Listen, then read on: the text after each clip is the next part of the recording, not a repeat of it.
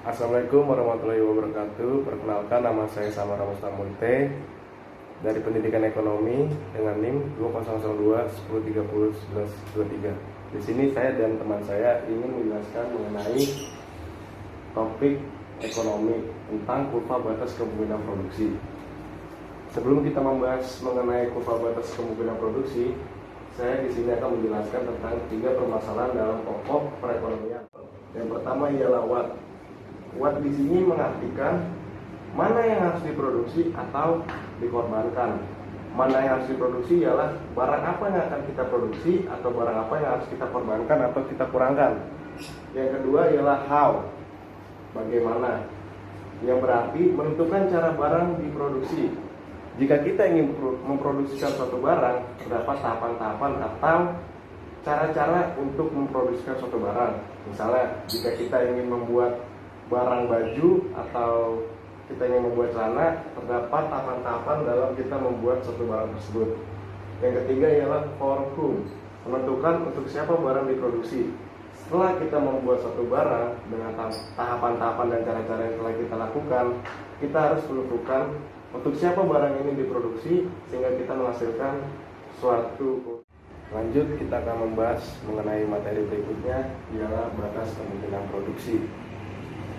Di sini yang pertama saya akan menjelaskan mengenai definisi dari batas kemungkinan produksi.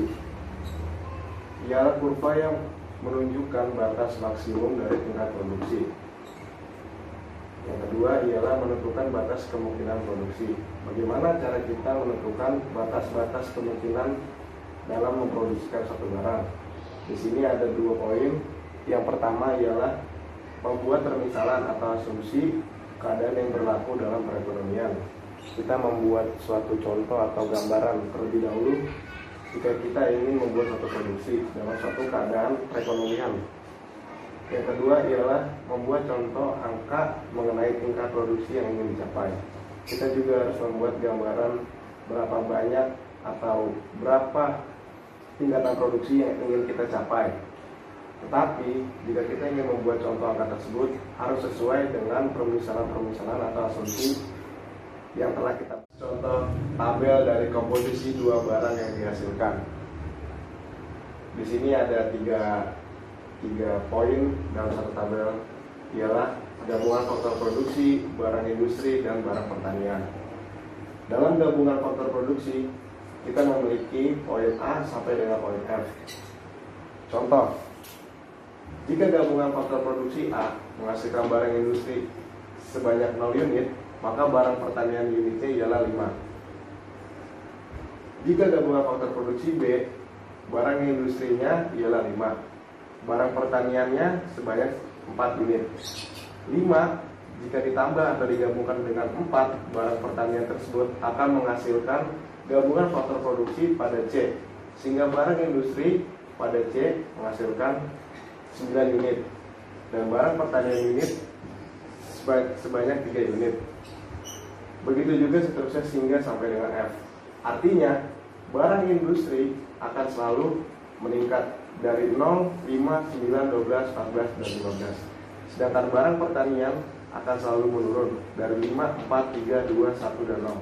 Setelah menggambarkan kurva antara barang pertanian dan barang industri.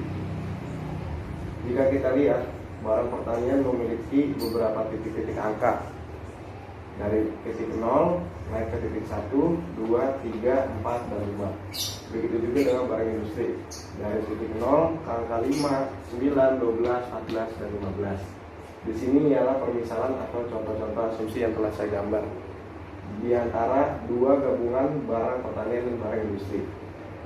Contoh, jika kita lihat pada titik B, barang pertanian akan menghasilkan angka 4, sehingga barang industri akan menghasilkan pada angka 5.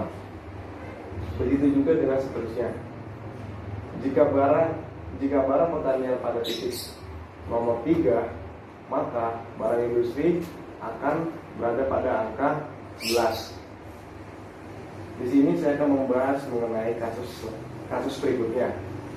Jika barang pertanian naik dari titik angka 0 menjadi titik angka 1, maka kurvanya akan menjelaskan barang pertanian tersebut akan berhubungan atau mempengaruhi pada barang industri, sehingga kenaikan pada barang pertanian dari 0 ke 1 akan mengurangi dari angka titik 15 pada barang industri menjadi 14. Begitu juga dengan seterusnya.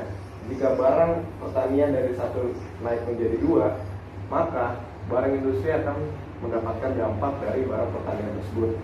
14 akan mengalami penurunan pada kenaikan pada barang pertanian sebanyak 1 angka. Oke, mungkin itu saja yang bisa saya sampaikan mengenai pembelajaran hari ini. Di sini saya dan teman saya, Jonathan Silaban, mengucapkan banyak terima kasih dan mohon maaf sebesar-besarnya jika dalam penjelasan kami terdapat kesalahan-kesalahan kata dan kesalahan dalam pembuatan video. Terima kasih. Assalamualaikum warahmatullahi wabarakatuh.